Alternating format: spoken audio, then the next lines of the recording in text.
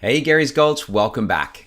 So today we're going to talk the exciting topic of economics and the new tax law changes, taxes, right? Well, I get pretty excited about saving on taxes. Personally, I will admit it has driven a lot of poor decisions. That old tax tail has wagged the dog pretty hard in my life a few times. I think, though, it is the good Lord helping me understand lessons and the challenges and the risks out there so that I can help all of you not make those same decisions. And so hopefully I can be ahead of you on the path to and journey to wealth so that I can run back and say, hey, up around the corner, there's some challenges here. I encountered those challenges. We'll make it through it, but let me be a guide to help you get there. So that's the goal of me testing out these different theories, learning from these different experiences. So what does the title of this mean? That leadership trumps basic math. Of course, I was using Trump as a pun, intended pun there. But what all of the math geeks and all of the swamp in DC and definitely the mainstream media are getting wrong or are intentionally ignoring is that you can use leadership, world leadership, to overcome things. And that's exactly what President Trump is intending to do, and it's what he's playing out, and it's what we elected him for. We elected him to be a leader globally and to focus on America. So what do all these tariffs do? Everybody is scared that the tariffs are going to raise our prices on everything, that it's going to be negative for the typical American consumer. Not going to happen. They're 100% wrong.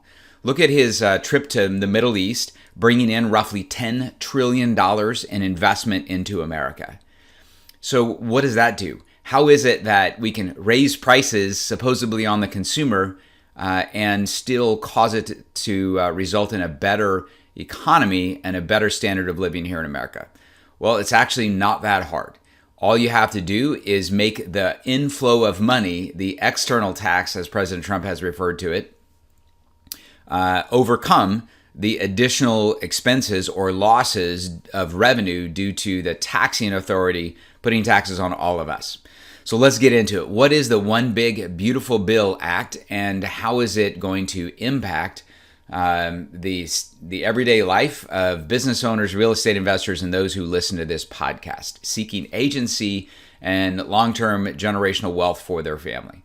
Well, okay, first thing, we should acknowledge that this is just the House version. Right? It was a huge success getting it through the House, but we only have 53 members in the Republican Party in the Senate, and there's 2 or 3 of them that are screaming that they will not support it. Some of them are quite surprising, actually.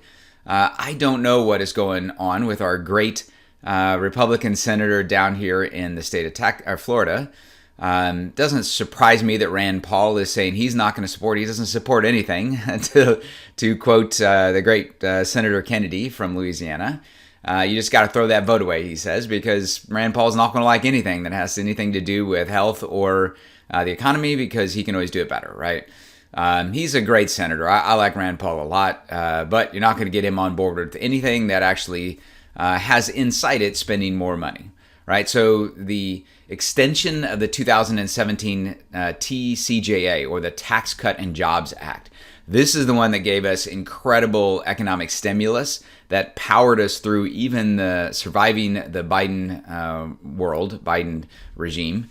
But because of all the extra spending, because of what it's going to cost us to get the illegals back out of our country, we had to do something additional, and we definitely needed to extend that stimulus to get businesses to have the confidence to get moving again, to get their businesses up and running. There's so many people sitting on the sideline. Business owners, real estate investors, builders, they're just sitting on the sideline because they don't know what's coming next. If you can remember when Biden came in, he totally shut down with the stroke of a pen the Keystone Pipeline. That was going to be a lot of jobs and a lot of economic boom for America. And when that went away, it was evidence to a lot of business owners, a lot of industry out there, that you can't put too much investment. You can't go too far down that path because it can be taken away with the stroke of a pen.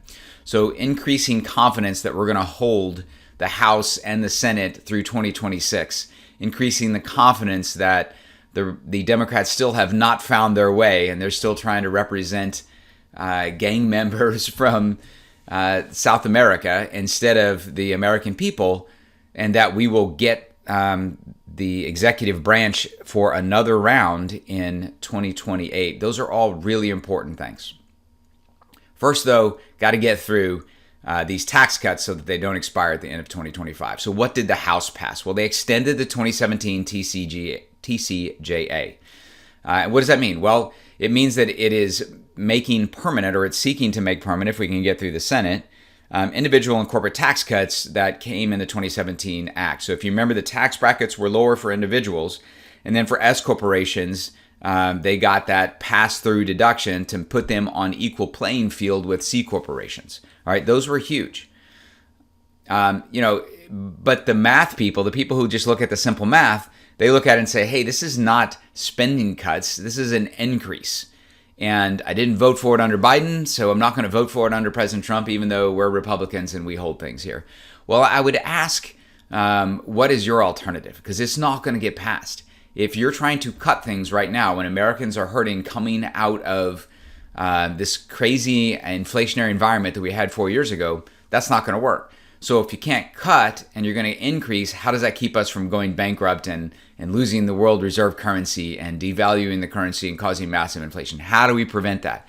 Well, the way you prevent it is leadership. What is leadership, everybody? Well, leadership is different than management. Management helps the right peg get into the right hole at the right time. And it's just about pushing people and products and resources around. Leadership is getting individuals to do more than they could do on their own. Get them to do things that they don't have the confidence to do on their own. It's getting businesses to invest in America because you have the spirit and you have the confidence that somebody is out there changing the playing field. All right, so if you're playing the game of chess and it doesn't look like you're going to win with the pieces you have on the table, get a leader who can help you put more pieces back on the table. $10 trillion of investment from the Middle East, that's putting more players back on the table. We're playing with a couple of queens right now in the game of chess, not just one. All right, more bishops on the table. Those things that you need to make things happen, President Trump is putting them back on the table. And that's what a true leader can do. You can convince others to bet on America. So how do you how do you reduce tax revenue internally and still cause America to thrive? President Reagan showed it to us in the past. Many other presidents, if you go way back to the beginning, before we brought in the first Internal Revenue Service tax code in 1913, I think it was, maybe 1917, I think it was 1913, more than 100 years ago now. How is it that America survived before that? Well, how we survived was tariffs. If people wanted to do stuff in America, they had to, or if they wanted to sell products in this amazing economy, they had to pay a higher price than somebody who was building it in America. It's exactly what President Trump is taking us back for. Those that are opposed will say, oh, that's outdated. You can't do that in America. Well, maybe not a true leader can, but a true leader can absolutely do it. So what are some of the examples of things other than just extending those tax brackets, extending the S Corp or pass-through corporate entity deductions? What will this bring for us? Right? So he is increasing, or the House proposed to increase the standard deduction. All right, so it's going up to $16,000 for single filers or $32,000 for married couples. So again, there is still a married tax penalty out there in a few different areas, but it's not there in the standard deduction. The standard deduction is going to go up substantially for most Americans, right? They enhanced the child tax credit. That's probably not huge for too many people listening to this podcast, but they did extend that thing. They increased it to $2,500 per child, and it's going to go all the way out through 2028. Exemptions of tips on overtime, the tax exemption for taxes on tips and overtime pay. Again, probably not affecting too many people listening to this, but some of us, right? My wife does overtime sometimes as a nurse in her role, and it'd be nice to, on the margins, get some tax benefits there. Taxes on tips, you can kind of push money towards that individual who has treated you very well and keep it away from, the other party in the U.S. government, like happened from 2020 to 2024, using it for something that's of ill purpose. I can say that as nicely as I can. So auto loan interest deduction. This is an interesting one, and it's misunderstood. So for any vehicles that are made in America, it doesn't matter the car company, but the vehicle is made in America, then they're proposing that you're going to get a tax deduction up to $10,000 a year on interest that you pay on interest that you pay on purchase of a new vehicle, right? Up to $10,000 a year. And then, it says that some analysts suggest that this benefit may be offset by increased vehicle costs due to tariffs. Newsflash: these are for America. These are for automobiles that are built in America. There is no tariff on automobiles built for America. Even if it's BMW, even if it's Toyota, if it's built in America, there's no tariff on it. And so if you're getting no tariff on that vehicle, coupled with a deduction on the interest that you pay on purchasing that vehicle, coupled with an extension of the bonus depreciation, what do you think is going to happen with auto production in America? It's going to skyrocket. Those three forces together have not been seen in America at all, and we're about to put them all three together. American auto industry is going to boom. I have an amazing family that have been wonderful clients of mine for many years up in Jackson, Michigan. Shout out to David and his family. And, they were sharing that things are a bit challenging right now. Like, they're not getting the contracts. Again, their customers are people who want equipment to build components for automobiles. And those people are sitting on the sideline. They've been sitting on the sideline for a couple of years. Well, they're going to come off the sideline in mass, and they're going to start doing amazing stuff for products in America, because you can't just assemble it in America and get away from the tariffs. You have to build the products, build the components in America for these automobiles. So, man, hats off to President Trump for doing this. Those three things together, incredible. All right, so this one's a little controversial. Increasing the state and local tax, or the SALT tax deduction, for the cap on that for high cost of living states. So it's going from $10,000 to $40,000, is $40,000 in the House version. But that's only for people who have earned, I think it's adjusted gross income under $500,000. So that's high income earning, obviously, right? But it's not the multimillionaires. Elon Musk is not going to get a tax deduction, even though he doesn't have state taxes in Austin, Texas. But he probably does have some local taxes that he could deduct, and he's not going to get that because his income's greater than $500,000. But many people will. And does this help? Does it hurt? Well, many people say, well, this is just giving a deduction for the Democrats. I don't know. I think that's too much on face value. Like, I think the world of Elise Stefanik up in New York City, or up in New York State, and she's a big believer in this. I tip my hat to her, and President Trump is okay on board with letting this one go through. So I don't have a big deal with it. Pass-through business and income deductions, right? So that's the one we talked about, and that one's going to continue for S corporations.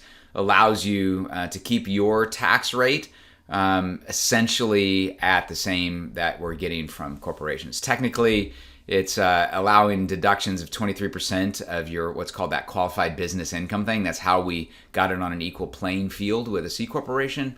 And so it's up a little bit from the 20% deduction. So slight improvement, but most importantly is that it gets extended. Okay, let's dig a little bit more into this for real estate investors and business owners. All right, so obviously, that is the focus of this podcast. That is to help individuals fundamentally or ultimately increase the agency in their own lives. How do you increase the agency in your own life? You get control over your financial future. How do you do that? Well, it can't be that your sole income is W-2 from some other company, from another employer, not your own business. Why is that? Well, because if you don't have control about whether that W-2 continues, if there's always that potential for a pink slip or the company going out of business or them canceling your 401k or going into bankruptcy and getting rid of your retirement income, all of those things are outside your control. So you have to have your own revenue. You have to have your own way to make money. How do you do that? If you're a highly paid W-2 employee and you're the single earner because you've made the amazing, wonderful decision to have your spouse be a stay-at-home parent to take care of the kids, how do you then adjust your situation so that you are not beholden to somebody else continuing to agree to pay you?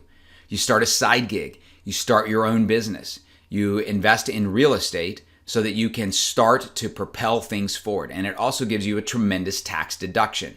So let's say that you have a desk in your house in the guest room that sometimes you can work from home with, in your at your W-2 job. But then you so you go and you stop there in the morning, you pick up your stuff and you go to work, and then you come back and maybe it's a 2-hour commute to work and you come home. None of this stuff is deductible.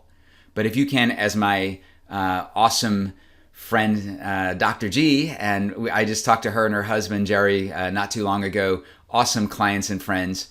And I didn't say her first name because it's very unique, and I'm not about putting other people's names out here on my podcast because they didn't ask for the publicity like I did.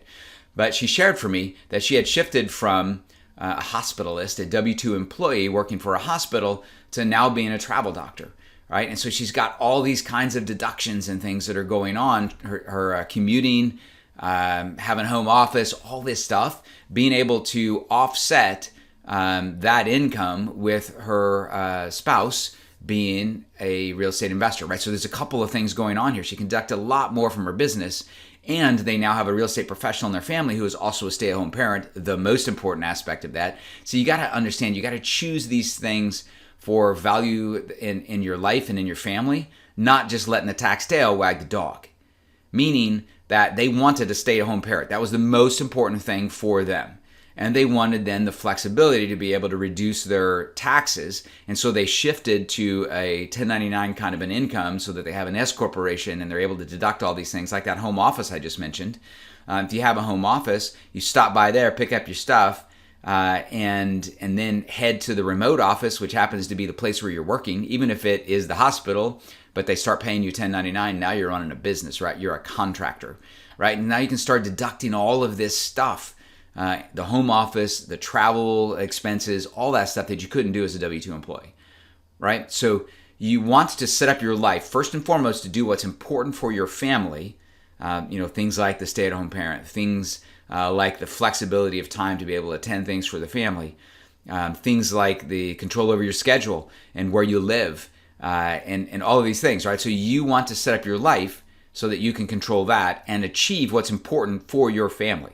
I'm not saying stay-at-home parent is absolutely necessary. I didn't do it. I actually regret it, but I didn't do it, and my kids survived. But it is a very important fundamental thing for many, many parents out there. What if it is to be able to, I have a doctor friend who spends 2 to 4 weeks a year in South America and Africa. That's super important to this doctor. And, they had to set up their life in a way, their employment in a way and such that was supported. So first and foremost, set up your life and drive towards those things that are fundamentally important to you based on your ethics, based on your ideals and what you want to achieve in your own life. And then set up your employment and set up your employment so that you maximize control over your situation and the ability to control your finances, meaning your taxes as well. Right? So not having the tax tail wag the dog is super important. I've lost, a lot of money, multiple digits, because I succumbed to the carrot out there in front of me to not pay taxes. I console myself in saying I was doing this really fast and intentionally learning these experiences to help my clients. I mean, that part of that's true. I'm not sure if I went back and did it, I would want to learn the lesson the way that I did. So it is important to not let that tail wag the dog. Okay, back to let's dig in for real estate investors and business owners. Okay, so the two huge things that did things for us in 2017, 18, all the way up to the present day, but they've been getting reduced and reduced, has been the concept of being able to immediately during the current tax year deduct things. So what is an example? A farmer out there buys a brand new combine for $500,000 and he can now knock off as a business expense $500,000 in that year. Why is that? Well, because Section 179 and bonus depreciation say that between now and 2029, again, assuming this gets passed, you can deduct the full cost of eligible assets, and that would be an eligible asset. All right, so it's tangible property with a recovery period of 20 years or less. So machinery, equipment, things like that. Not buildings, but wait, the real estate investor's got some sources there, right? Can't deduct the land, but you can definitely deduct the machinery, the equipment, and things that otherwise would not be expensed. If you bought that combine this year, you'd have to spread it out and depreciate it over a longer period of time. But if we get this approved in 2025, now people will be able to invest in their business confidently between now and 2029. Okay, a very similar experience is happening for real estate investors because you can now bonus depreciate things that real property and improvements on the property that otherwise was going to have to be stretched out over 5, 7, 15 years, or maybe even the 27 and a half year version, right? So let's say that you buy $1 million piece of property. It could be $100,000. It's not a big deal, but $1 million piece of property, and the land underneath it is worth $200,000. So now you have $800,000 worth of improvement. As this stuff is expiring, so we're down to like 40%, I think it is, in 2025. Maybe it's 20. I don't know. It's low. I think it's 40 in 2025 and 20 in 2026, and then it goes away.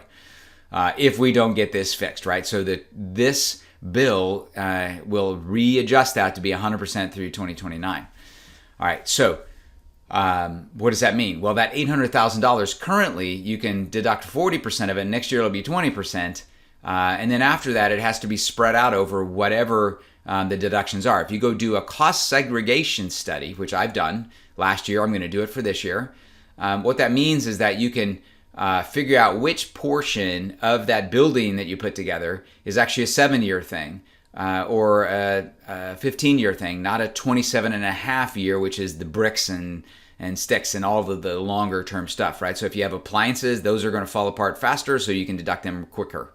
You have other kinds of improvements on your property, or like 15-year kinds of property, and you can deduct those right away, immediately. All right, there's still some of the 27 and a half stuff, but those two combined, doing a cost segregation study, and having this bonus depreciation allows you to deduct a lot more right now than you would otherwise be able to do. So let's say you buy that $1 million property, you put 20% down, so you put $200,000 out of your pocket that you otherwise could have spent into this property.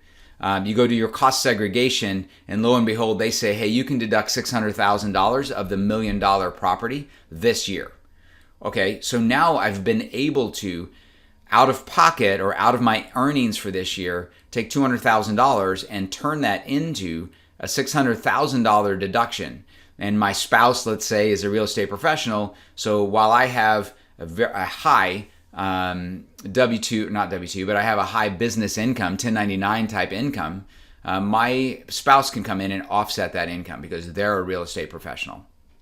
So, and it could be W-2 as well. I said not W-2, but it could be W-2. As long as you can qualify for a real estate professional in your family. So my point of this, and the big takeaway, is that you can do $200,000 and get a 300% multiple on that, or a 3x multiple on that. There are very few places in America where you can get a multiple like that. Now, how does this work for the equipment purchase? Not quite as good, right? I mean, it might work. You might be able to get a loan to buy that combine or that big tractor or semi-truck.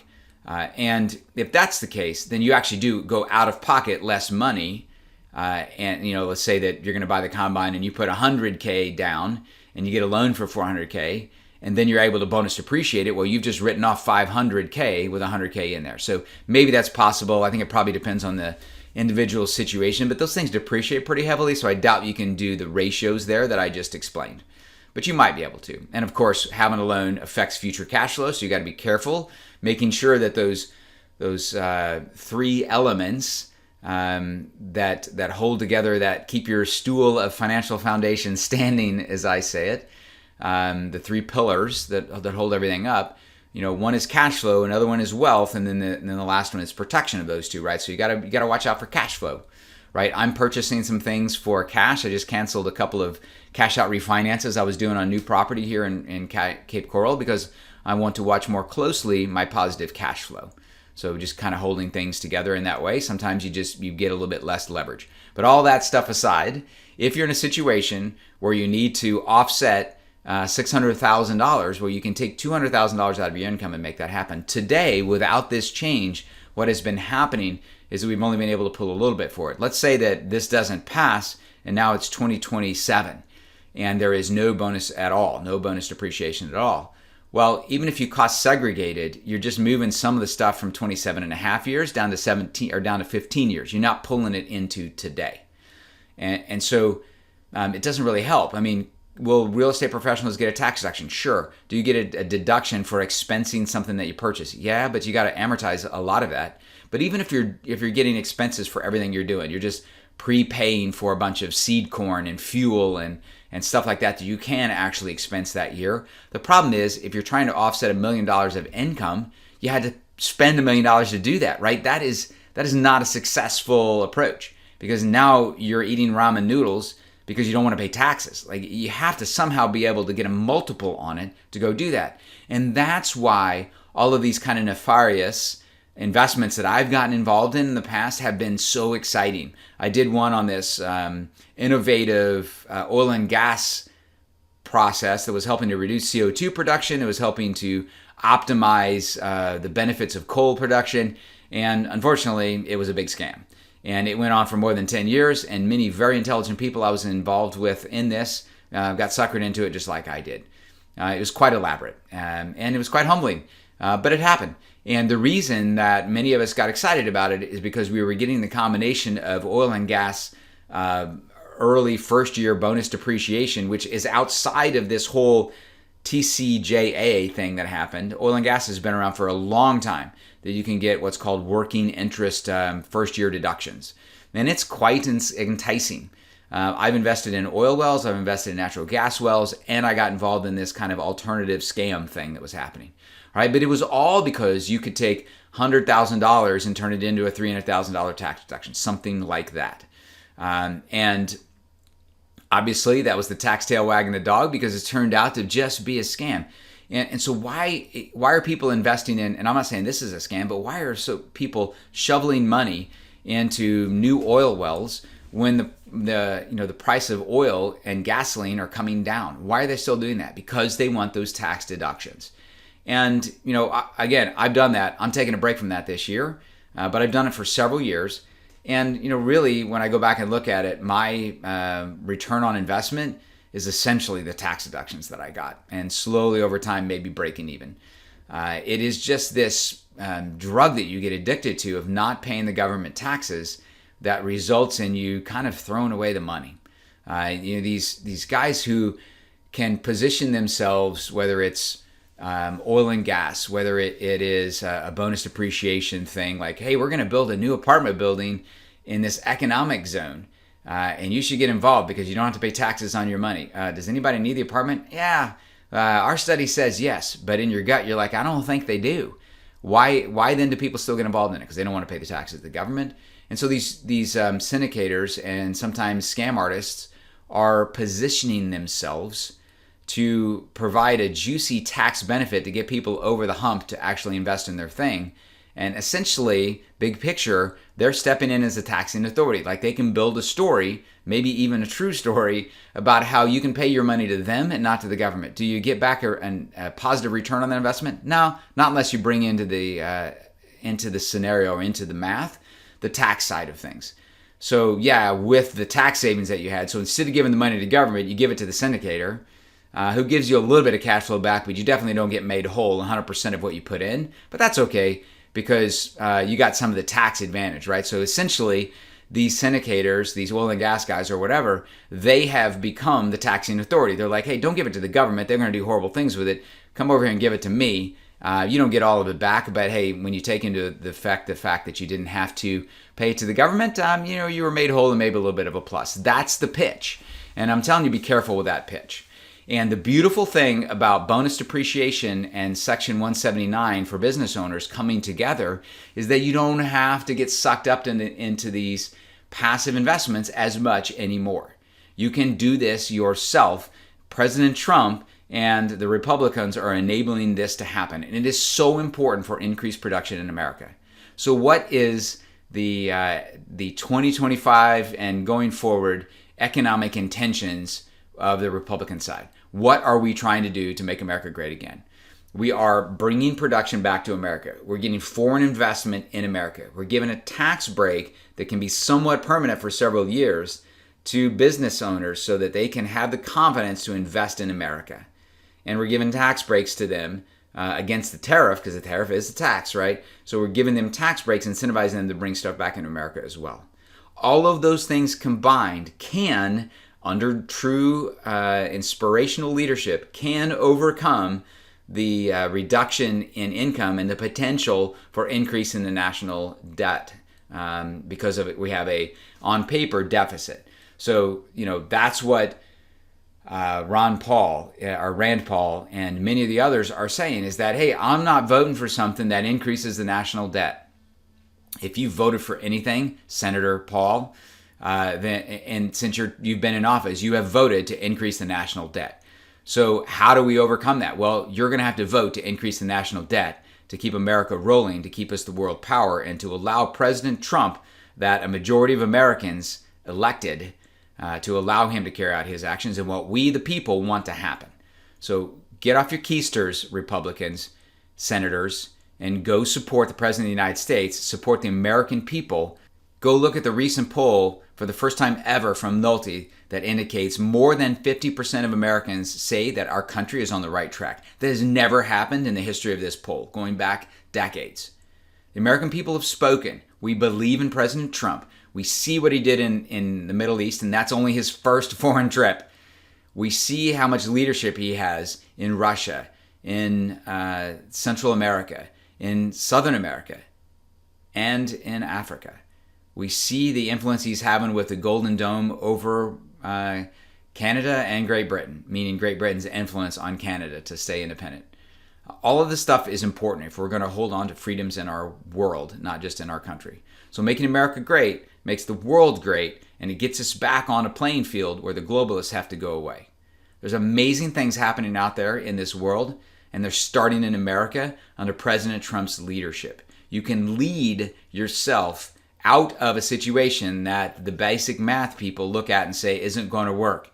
You can't cut down revenue from the American people and lower the national debt. You absolutely can do that. You can incentivize massive income from outside the United States. And you can incentivize reducing the silly, damaging, harmful things that we've done with our U.S. tax dollars in the past. So you can reduce taxes there by recension. Recension is something that I'm going to talk about in the upcoming episodes. That's President Trump's message, maybe somewhat subtle and quiet message right now, to the House of Representatives that got them across the line. Now we need to get the senators across the line. The point is that this reconciliation bill is not going to cut the taxes, is not going to cut the deficit, the annual deficit, spending too much. What's going to cut that is the president being able to rescind money that Congress had given him in the past. And that's the next round as soon as we get this reconciliation bill through. So if you have some influence out there on your senators,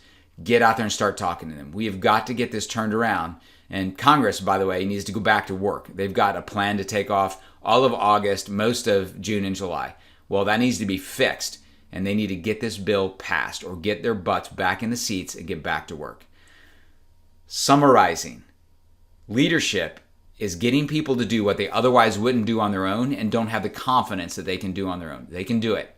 We can bring in investment from outside America. We can bring back industrial power to America. Innovation's still here, and the desired work ethic from the American people is still here.